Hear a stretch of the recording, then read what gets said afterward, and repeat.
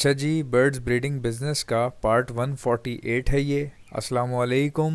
मैं हूं एहसन ज़फ़र, कराची पाकिस्तान से।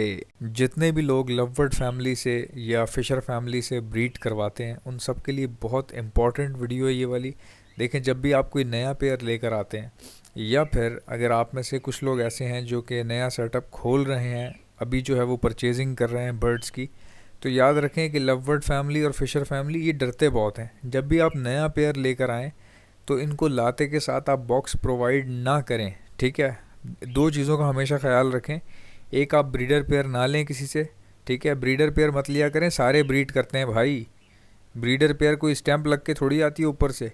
सब ब्रीड करते हैं, सब अंडे देते हैं, सब बच्चे देते हैं।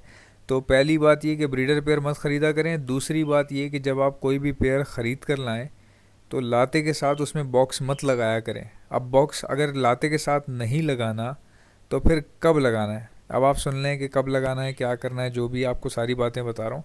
ये डरते इतना है कि अगर आपने आते ही बॉक्स लगा दिया, इनको खाली सिर्फ सुराख नज़र आना चाहिए, ये घुस जाते हैं, ठीक है। ये वो बर्ड हैं जो आते के साथ बॉक्स में भी घुस जाते हैं, मटकी हो मटकी में घुस जाते हैं। इनको सिर्फ जगह चाहिए घुसने के लिए, क्योंकि ये यानी कि बेसिकली ये जो है ना जेन्युइनली डरते बहुत हैं, डर बहुत होता है इनके अंदर। तो ये फ़ौरन से जो है ना छुपने की जगह ढूंढते हैं। अगर आप इनको नया नया लेकर आए हैं कोई पेयर, चाहे वो फिशर फैमिली है या लवबर्ड है, ये सब एक यानी कि इनकी जो बॉडी लैंग्वेज है वो एक जैसी है। इनके जो हरकत हैं, बिहेवियर जो है वो तकरीबन मिलता जुलता है। तो जब अगर आप नया पेयर लाएंगे, लाते ही आप उसको बॉक्स देंगे तो वो घुस जाएगा उसमें, और वो पूरा पूरा दिन ये डर के हमारे अंदर ही बैठे रहते हैं, क्योंकि जगह चेंज हो जाती है इनकी। तो जाहिर है कि ये बैठे रहते हैं। तो इस तरह से क्या होगा, इनका डर और ज़्यादा बनता जाता है, कम कम निकलते हैं बाहर। जैसे ही आप सेटअप पे जाएंगे फ़ौरन भाग जाते हैं बॉक्स के अंदर। तो इस तरह इनकी पेयर की बॉन्डिंग नहीं बनेगी। तो जब भी आप पेयर लेकर आएँ, चाहे वो एडल्ट हो, पट्ठों को तो खैर बॉक्स प्रोवाइड करना इंतहाई बेवकूफ़ाना और अहम खाना हरकत है। क्योंकि अगर आप पट्ठों को बॉक्स प्रोवाइड करेंगे, वो उसके अंदर बाहर होते रहेंगे, कुछ उनमें से अंदर ही बैठे रहेंगे काफ़ी टाइम तक, यानी कि दिन का काफ़ी हिस्सा अंदर बैठ के गुजारेंगे। तो उनकी फ़िज़िकल एक्टिविटी कम होगी, वो साइज़ नहीं निकलेगा जो उनका निकलना चाहिए। तो पट्ठों को तो बॉक्स लगाना बिल्कुल इंतहाई बेवकूफ़ों वाली बात है।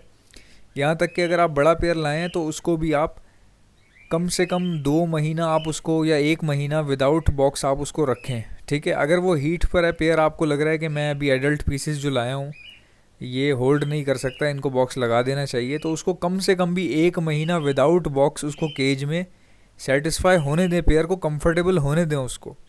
बर्ड जो है वो कंफर्टेबल होगा, उसकी बॉन्डिंग बनेगी। मेल फीमेल अगर एक दूसरे को खिला रहे हैं, यानी मेल अगर फीमेल को खिलाना शुरू कर देता है, आपको लगता है बॉन्डिंग बन रही है, फिर आप बॉक्स लगाएं। फिर अच्छा रिस्पॉन्स आएगा आपके बर्ड्स का। आपकी जो ब्रीडिंग है वो ज़्यादा सक्सेसफुल रहेगी इस तरीके से। क्योंकि जो आते ही बॉक्स लगा देते हैं आप, इससे बॉन्डिंग ख़राब हो जाती है। और फीमेल क्या करती है, बग़ैर क्रॉस करवाए, ठीक है, बग़ैर मेट किए वो क्या करती है, कुड़क हो जाती है, यानी कि वो ब्रूडी हो जाती है, ठीक है। और वो अंडे देती रहती है और वो अंडों में ब्लड होता ही नहीं है। तो इसीलिए आपकी पहली ब्रीडें ज़ाया हो रही होती हैं। आप सोच रहे होते हैं फर्टिलिटी क्यों नहीं आ रही। आपको तो ऐसा लगता है ना कि जैसे फर्टिलिटी नहीं आ रही आपके पास। फर्टिलिटी कहाँ से आएगी? आप एक पेयर लाए हैं, जिस दिन आप लाए हैं उसी दिन आपने बॉक्स डाल दिया, वो पेयर डर के हमारे अंदर घुस गया। मेल फीमेल की बॉन्डिंग ही नहीं है, फीमेल ने क्रॉस ही नहीं करवाया, वैसे ही अंदर बैठ बैठ के उसने अंडे दे दिए, खाली अंडे दे दिए। अब आप समझ रहे हैं इसमें से बच्चे निकलेंगे। आपने जो है ना 20-22 दिन इंतज़ार किया, 1 महीने बाद आपने चेक किया तो वो अंडे फर्टाइल नहीं थे, और आपको लग रहा है कि मेरे अंडे फर्टाइल नहीं है, कहीं मेल में कोई मसला तो नहीं है या फीमेल में तो नहीं है। भाई जब क्रॉस ही नहीं हुआ जब फीमेल ने क्रॉस ही नहीं करवाया तो उसके अंडे फर्टाइल कहाँ से होंगे? और ये कोई प्रॉब्लम नहीं है, ये छोटी सी चीज़ है। अगर आप इसको समझ लें ना, अगर आपकी फ़ीमेल इस तरह कर रही है, अगर आप गलती कर चुके हैं कि आपने इस तरह किया है जो मैं बता रहा हूँ, तो आप अपना बॉक्स उतार लें। 1 महीने के लिए आप उतार लें, पेयर की बॉन्डिंग बनने दें। पेयर जब बॉन्ड बन जाए पेयर का, आपको लगे कि ये नेस्टिंग कर रहे हैं, उनको चेक करें। थोड़ी सी नेस्टिंग हाथ से हम कर देते हैं, थोड़ी सी हम ट्रे पे फेंक देते हैं, उससे पता चल जाता है पेयर क्या कर रहा है, लेके जा रहा है कि नहीं लेके जा रहा। तो वो ऑब्ज़र्व करें। जब आपका पेयर आप देख रहे हैं नेस्टिंग भी कर रहा है, फिर वो बॉन्डिंग भी अच्छी बन रही है, फिर वो क्रॉसिंग भी कर रहा है, तो वो सक्सेसफुल ब्रीड आपकी आ जाती है, पहली ब्रीड। तो काफ़ी लोगों को ये बातें पता ही नहीं होती। एक तो हमारे यहाँ पता नहीं कौन सी बीमारी है ये, कि जितने भी बंदे हैं ना उन सबको ब्रीडर पेयर वो ढूंढ रहे होते हैं। यानी कि मेरे पास भी काफ़ी लोग मुझे मैसेज करते हैं कि यार ब्रीडर पेयर चाहिए। तो ये जब आपकी इतनी छोटी सोच होगी, जब आप यानी इसी सवाल से पता चल जाता है कि आप कितने जल्दी में हैं। यानी कुछ लोग इतने जल्दी में हैं कि उनको ब्रीडर पेयर चाहिए। तो ऐसे बंदे के लिए तो मेरे ख्याल से इस बिज़नेस में जो है ना, उस बंदे का आना बेकार है।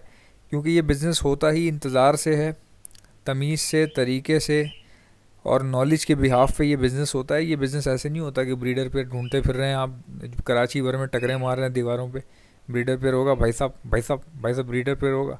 तो ये सब हरकतें जो है ना, इस तरह से नहीं ब्रीडिंग होती। हर पेयर ब्रीड करता है, आप लेकर आएँ।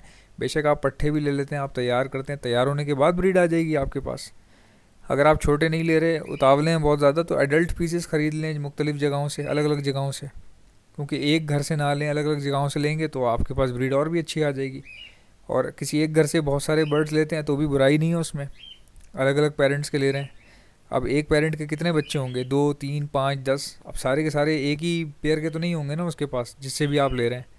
तो चीज़ों का ख्याल रखें, बेतुकी फालतू चीज़ें और बिल्कुल ज़्यादा होशियारी मारना ये छोड़ दें, छोटी छोटी चालाकियाँ मारना कि ब्रीडर पेयर उठा लूँगा तो टाइम बच जाएगा। अगर आपने हॉबी कर रही है तो फिर आप ढूंढते हैं ब्रीडर पेयर। लेकिन अगर आप बिज़नेस करना चाहते हैं लॉन्ग टर्म, अगर आप इसमें इन्वेस्ट कर रहे हैं बर्ड्स में, तो फिर आप ब्रीडर पेयर मत ढूंढा करें। आप अच्छे पीसेस ढूंढा करें, वो खुद जाके ब्रीड करेंगे आपके पास। प्रायोरिटी हमेशा ये होनी चाहिए कि मुझे पीसेस अच्छे मिलें, ना कि मुझे ब्रीडर मिल जाए। तो ब्रीड तो सबने करनी होती है। आप जब जब ब्रीड आ जाती है तो हर पेयर ब्रीडर हो जाता है। और केज के अंदर जब आप नया पेयर छोड़ते हैं तो ज़्यादा से ज़्यादा 2 स्टिक्स होनी चाहिए। जो उनकी जो पर्च हैं, जो आप डंडियाँ लगाते हैं पिंजरे के अंदर परिंदे के बैठने के लिए, वो 2 होनी चाहिए। ठीक है, 2 ऐसी होनी चाहिए, फासले पे होनी चाहिए, बीच में गैप हो और साइडों पर यानी कि अपोजिट साइड पर वो दोनों लगी हों और बराबर बराबर लगी हुई हों। बेसिकली 2 डंडियाँ लगाने का मकसद क्या है कि आपका बर्ड एक डंडी से दूसरी डंडी के ऊपर जंप कर सके, फिर जब दूसरी डंडी पर जाए तो वापस पुरानी पहले वाली डंडी पर दोबारा जंप कर सके। ये जो लव बर्ड और फिशर वगैरह जो होते हैं ना, इनको जंपिंग पसंद होती है, एक डंडी से दूसरी, एक पर्च से दूसरी पर्च पे, दूसरी पर्च से तीसरी पर्च पे, इनको ये चीज़ पसंद होती है। तो कम से कम आप 2 डंडियाँ लगाएं। ठीक है, और ज़्यादा से ज़्यादा ख्याल कर लें, दिमाग इस्तेमाल कर लें। अगर आपका 1.5x3 का पिंजरा है तो 2 डंडियाँ बहुत हैं। ठीक है, 2 डंडियाँ बहुत हैं। अब ऐसा ना हो कि 1.5x3 का पिंजरा और 6 डंडियाँ घुसेड़ी हुई हैं उसके अंदर। ठीक है, तो ये गलत है। इस तरह फ्लाई की जगह नहीं मिलेगी। अगर आप ज़्यादा डंडियाँ लगा देंगे तो पेयर उड़ ही नहीं पाएगा, टकरा जाएगा, दूसरी डंडी में फंस जाएगा वो। तो 2 डंडियाँ बहुत हैं। फासले से लगाएं अपोजिट डायरेक्शन में, ताकि एक डंडी से फ्लाई करके दूसरी डंडी पे परिंदा बैठ जाए। अगर उसको मज़ीद फ्लाई करना है तो वो दूसरी डंडी से फिर दोबारा वापस पहली पे आ जाएगा, पहली से फिर जंप मारेगा दूसरी पे। तो ये फ़िज़िकल एक्टिविटी रहती है फ़िशर लव बर्ड की। ठीक है, थोड़ा सा भेजा इस्तेमाल किया करें और आंखें खोल के दिल को मुतमईन करके अल्लाह पे भरोसा किया करें। लोगों पे भरोसा मत किया करें कि कोई आएगा ऊपर से गिरेगा, कोई बंदा आएगा मेरे पास और वो मुझे ब्रीडर पे ढूंढ के दिलवाएगा किसी से।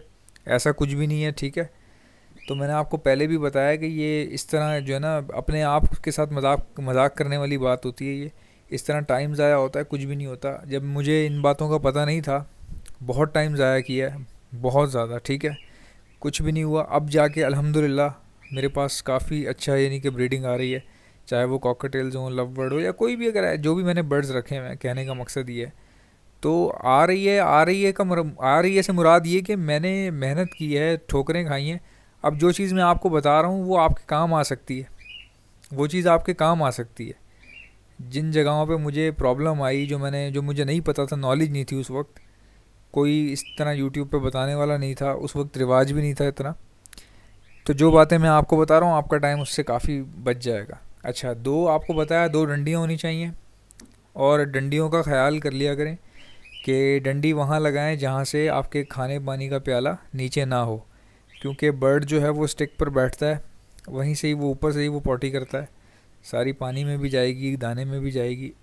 तो आप ये थोड़ा सा ख्याल कर लें कि किस तरह से मैनेज करना है आपने। छोटे छोटे पिंजरे मत लिया करें, दुबके दुबके से पिंजरे, 1.5x1.5 के पिंजरे में आपने फिशर रखा हुआ है तो ब्रीड तो वो उसमें भी कर देगा। 1.5x1.5 का पिंजरा बुरा नहीं है, ब्रीड उसमें भी आ जाएगी। लेकिन यार बनता नहीं है ना, इनकी फ़िज़िकल एक्टिविटी बहुत हाई है। लव बर्ड और फिशर वगैरह जो हैं, ये देख रहे हैं आप फिज़िकल एक्टिविटी इनकी, ये बहुत तेज़ उड़ते हैं, तेज़ फुदकते हैं, इनको फुदकना पसंद है बहुत ज़्यादा। तो 1.5x1.5 में बहुत जुल्म हो जाएगा।